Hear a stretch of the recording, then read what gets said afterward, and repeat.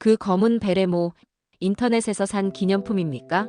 여긴 특전병 교육대지 코스프레하는 곳이 아닙니다. 강원도 홍천 특전병 교육대 정문에서 한도경 상사의 조롱 섞인 목소리가 울려 퍼졌습니다. 오후 2시 뜨거운 햇살이 내리쬐는 가운데 검은 베레모를 쓴 중년 여성 한 명이 정문 앞에 서 있었습니다. 언뜻 보기엔 평범한 49세 아줌마 같았지만 그녀의 정체는 그 누구도 상상할 수 없는 인물이었습니다. 이유진, 대한민국 특전사 최초의 여성 준장이자 현역 특수작전사령부 부사령관, 전설적인 707 특임단 출신으로 청와대 대테러 고문까지 겸직하고 있는 그녀였습니다. 하지만 지금 이 순간 정문, 초소의 젊은 상사에게는 그저 코스프레하는 아줌마로밖에 보이지 않았던 것입니다. 아, 정말요. 요즘 밀리터리 코스프레가 유행인가 봐요. 그런데 여기는 진짜 군부대라서요. 관광지가 아니거든요. 한도경 상사가 동료들을 돌아보며 킥킥거렸습니다. 초소 안의 다른 병사들도 덩달아 웃음을 터뜨렸습니다. 특히 여자분이 특전사 베레모를 쓰고 계시니까 더 우스워 보이네요. 실전에서는 체력이 딸리잖아요, 솔직히. 이유진은 묵묵히 그들의 조롱을 들었습니다. 베레모 챙이 들이운 그늘 아래서 그녀의 눈빛이 서서히 차가워졌습니다. 수십 년간 남성 위주의 군 조직에서 살아남으며 겪어온 무수한 편견과 무시들이 머릿속을 스쳐 지나갔습니다. 707 특임단에서 처음 여성으로 선발되었을 때도, 소대장이 되었을 때도, 대대장이 될 때도 항상 따라다녔던 그 시선들 말입니다. 여자가 무슨 특전사냐, 전투는 남자가 해야지, 어차피 몇 년 못 가고 그만둘 텐데. 귀에 못이 박히도록 들어온 말들이었습니다. 하지만 그녀는 포기하지 않았습니다. 남들보다 2배로 훈련했고 3배로 노력했습니다. 그렇게 하나하나 계급을 올려가며 마침내 대한민국 최초의 여성 특전사 준장이 되었던 것입니다. 죄송한데요. 혹시 신분증 좀 보여주실 수 있을까요? 출입 통제구역이라서요. 한도경 상사가 여전히 비웃음을 머금은 채 손을 내밀었습니다. 그리고 그 베레모, 진짜 어디서 사신 거예요? 디테일이 꽤 정교하네요. 인터넷 쇼핑몰에서 파나봐요? 동료 병사 하나가 끼어들었습니다. 상사님, 요즘 밀떡들 장비가 진짜 정교해요. 거의 진품급이라니까요. 근데 아무리 그래도 여자가 특전사 흉내는 좀. 그들의 웃음소리가 더욱 커졌습니다. 이유진은 천천히 고개를 들었습니다. 그리고 조용히 말했습니다. 젊은 친구들이 참 재미있게 이야기하시네요. 그녀의 목소리는 낮고 차분했지만 묘한 위압감이 느껴졌습니다. 그런데 혹시 여러분 707 특임단에 대해서 아시나요? 707요? 당연히 알죠. 우리나라 최고의 대테러 부대잖아요. 한도경 상사가 어깨를 으쓱했습니다. 근데 그게 뭔 상관이에요? 설마 본인이 707 출신이라고 하시려는 건 아니죠? 그의 목소리에 조롱의 색깔이 더욱 짙어졌습니다. 아, 맞다. 707에도 여자가 있다고 들었어요. 다른 병사가 거들었습니다. 근데 그 사람들도 진짜 전투원은 아니고 보급이나 의무, 그런 후방 업무만 한다면서요? 실제 작전에는 못 나간다고 하던데. 이유진의 입꼬리가 살짝 올라갔습니다. 그들이 얼마나 무지한지, 그리고 곧 얼마나 큰 충격을 받게 될지 알고 있었기 때문이었습니다. 그렇게 생각하시는군요. 흥미롭네요. 생각이 아니라 사실이죠. 한도경 상사가 단호하게 말했습니다. 여자는 체력적으로 한계가 있어요. 특전사 훈련 자체가 남자들도 힘든 건데 여자가 어떻게 버텨요? 그냥 상식적으로 생각해봐도 그렇잖아요. 네, 상식적으로 생각해보면 그럴 수도 있겠네요. 이유진이 고개를 끄덕였습니다. 그런데 혹시 여러분 현재 대한민국 특전사령부의 부사령관이 누구인지는 아시나요? 병사들이 서로 얼굴을 마주봤습니다. 글쎄요, 잘 모르겠는데요. 어차피 별 달린 분들은 저희 같은 병사들이 직접 볼 일도 없고요. 그렇죠. 보통은 그렇겠죠. 이유진이 천천히 베레모에 손을 올렸습니다. 하지만 오늘은 좀 특별한 날인 것 같네요. 한도경 상사가 갑자기 불안한 기색을 보였습니다. 뭔가 이상하다는 느낌이 들기 시작한 것입니다. 상대방의 태도가 너무 차분하고 자신감이 넘쳤습니다.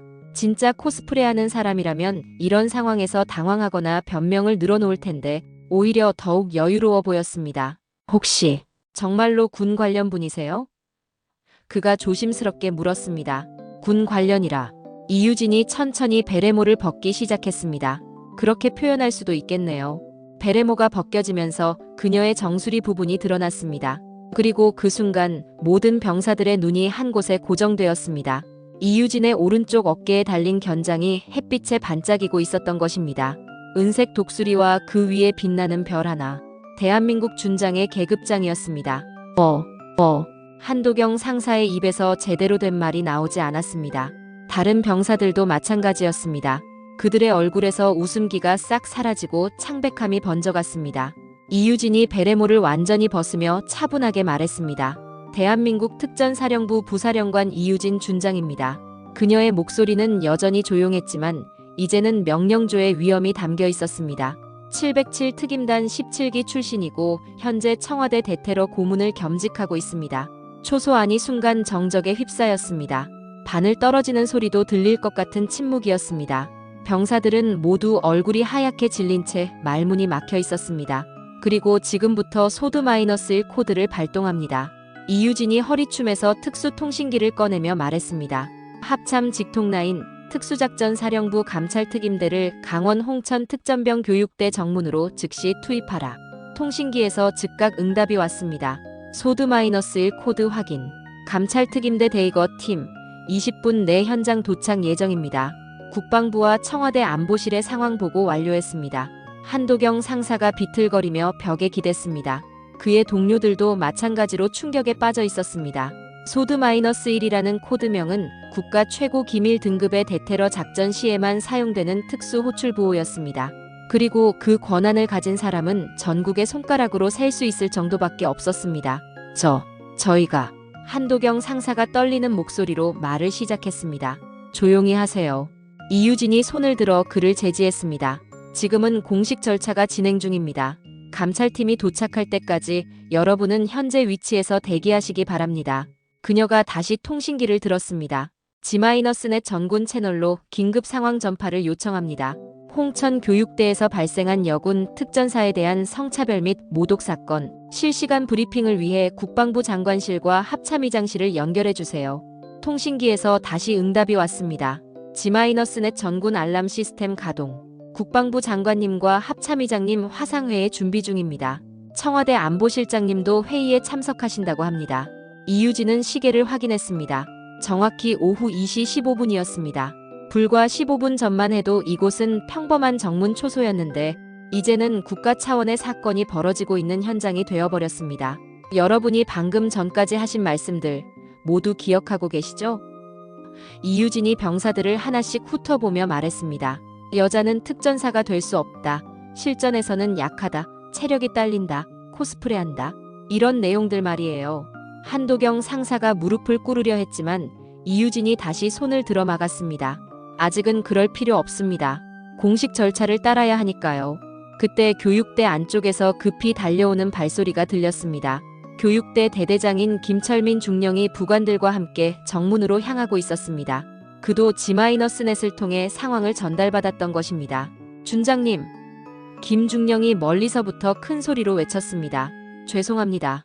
제가 관리를 제대로 못했습니다. 하지만 이유진은 그를 향해 손을 들어 정지 신호를 보냈습니다. 대대장님, 아직 공식 절차가 끝나지 않았습니다. 감찰팀이 도착할 때까지 기다려주세요. 정확히 그때 하늘에서 헬기 소리가 들려왔습니다.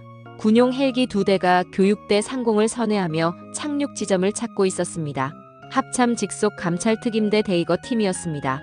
첫 번째 헬기에서 내린 것은 감찰특임대장인 박성호 대령이었습니다. 그의 뒤를 따라 감찰관들과 헌병대원들이 줄지어 내렸습니다. 두 번째 헬기에서는 방송 장비와 기록 장비들이 내려졌습니다. 이 모든 과정이 실시간으로 청와대와 국방부에 중계되고 있었습니다. 소드-1 호출에 따라 감찰특임대 대이거 팀이 현장에 도착했습니다. 박성호 대령이 이유진에게 경례를 올리며 보고했습니다. 준장님의 지시를 기다리겠습니다. 이유진이 고개를 끄덕였습니다. 박 대령, 여기 있는 병사들의 진술을 모두 녹취하고 기록해주세요. 특히 여군 특전사에 대한 발언 내용들을 자세히 정리해 주시기 바랍니다. 알겠습니다. 박 대령이 부하들에게 신호를 보냈습니다. 즉시 녹음 장비와 카메라가 설치되기 시작했습니다. 한편 교육대 안쪽에서는 모든 교육생들과 교관들이 휴대폰과 태블릿을 들고 상황을 지켜보고 있었습니다.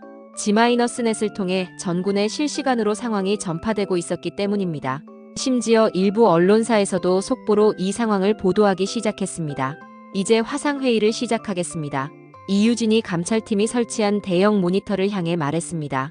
화면에는 국방부 장관, 합참의장, 특수작전사령관, 그리고 청와대 안보실장이 동시에 접속해 있었습니다.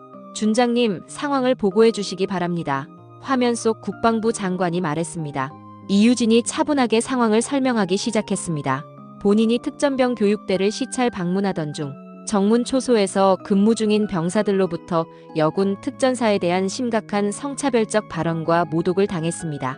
구체적으로는 그녀가 한도경 상사와 동료들이 했던 말들을 하나하나 정확히 복기했습니다. 화면 속 고위 간부들의 표정이 점점 굳어져 갔습니다. 특히 여자는 실전에서 약하다, 코스프레하는 것 같다, 인터넷에서 산 기념품 같다는 등의 발언은 여군의 전투 능력과 존재 자체를 부정하는 심각한 차별 행위라고 판단됩니다. 이유진의 보고가 계속되었습니다. 합참의장이 화면에서 말했습니다. 이는 단순한 개인의 일탈 행위가 아닙니다.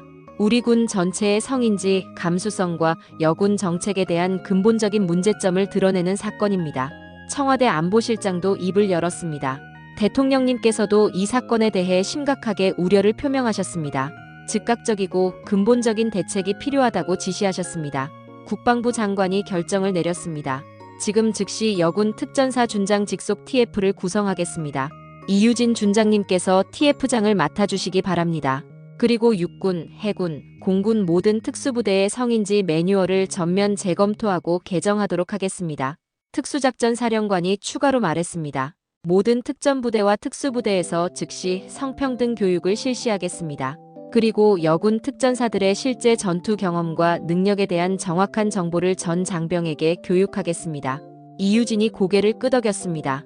감사합니다. 하지만 이 모든 일의 시작은 현장에 있는 이 병사들의 인식 변화부터 시작되어야 한다고 생각합니다. 그녀가 한도경 상사 쪽을 돌아봤습니다. 상사님, 지금 기분이 어떠신가요? 한도경 상사는 이미 눈물을 글썽이고 있었습니다. 죄송합니다. 정말 죄송합니다. 저희가 너무 무지했습니다. 무지한 것은 죄가 아닙니다. 이유진이 부드럽게 말했습니다. 하지만 배우려 하지 않는 것은 죄가 될 수 있어요. 여러분은 여군 특전사에 대해 얼마나 알고 계시나요? 병사들이 고개를 저었습니다. 솔직히 아는 것이 거의 없었습니다. 그렇다면 이제부터 배워보시죠. 이유진이 미소를 지었습니다. 707 특임단의 여성이 처음 선발된 것은 1997년이었습니다. 저희는 남성들과 동일한 훈련을 받았고 동일한 임무를 수행했습니다. 그녀가 계속 설명했습니다. 여러분이 생각하는 것과 달리 특전사에서 중요한 것은 단순한 근력이 아닙니다. 정확한 사격 실력, 신속한 상황 판단력, 팀워크, 그리고 무엇보다 굽히지 않는 정신력입니다. 한도경 상사가 조심스럽게 손을 들었습니다. 그러면 정말로 여자분들도 남자와 똑같은 작전에 나가시는 건가요? 물론입니다. 이유진이 단호하게 답했습니다. 저는 지난 20년간 수십 차례의 실전 작전에 참여했습니다. 해외 파병 임무도 5번 다녀왔고요. 그 과정에서 동료들과 함께 수많은 생명을 구했습니다. 병사들의 표정이 점점 진지해졌습니다. 이제야 자신들이 얼마나 큰 실수를 했는지 깨닫기 시작한 것입니다. 화면 속 국방부 장관이 다시 말했습니다. 이번 사건을 계기로 전군의 성평등 의식을 한 단계 끌어올리겠습니다. 그리고 여군들의 실질적인 전투 능력과 기여도에 대해 정확한 인식을 심어주겠습니다. 청와대 안보실장도 덧붙였습니다. 대통령님께서는 우리 군대는 성별이 아닌 능력으로 평가받는 조직이 되어야 한다고 강조하셨습니다. 이번 TF 활동을 통해 그 목표를 달성하시기 바랍니다. 이유진이 화면을 향해 경례를 올렸습니다. 최선을 다하겠습니다. 화상회의가 종료된 후 이유진은 다시 병사들을 바라봤습니다.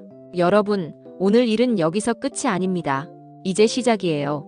한도경 상사가 떨리는 목소리로 물었습니다. 저희는 어떻게 되는 건가요? 여러분은 앞으로 특별 교육을 받게 될 겁니다. 이유진이 설명했습니다. 여군의 역사와 능력, 그리고 성평등의 중요성에 대해서 말이에요. 그리고 그 교육이 끝나면 여러분이 다른 부대원들에게 그 내용을 전파하는 역할을 맡게 될 겁니다. 병사들이 놀란 표정을 지었습니다. 처벌이 아니라 교육과 개선의 기회를 주겠다는 것이었습니다. 하지만 조건이 있습니다.